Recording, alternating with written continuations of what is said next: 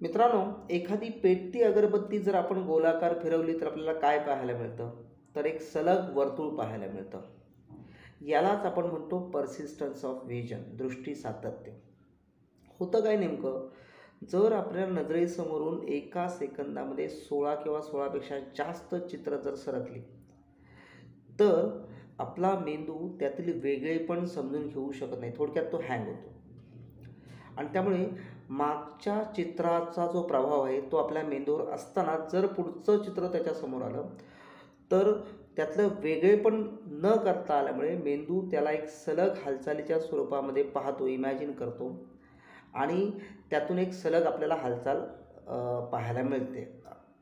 यालाच आपण म्हणतो दृष्टी सातत्य. तुम्ही लहानपणी हा खेळ खेळला असाल, की एका पुठ्ठ्याच्या एका बाजूला पोपटाचं चित्र काढलं, त्याच्या दुसऱ्या बाजूला जर पिंजऱ्याचं चित्र काढलं आणि जर ते एका वेगाने फिरवलं, तर असं वाटतं की तो पोपट त्या पिंजऱ्यामध्ये आहे.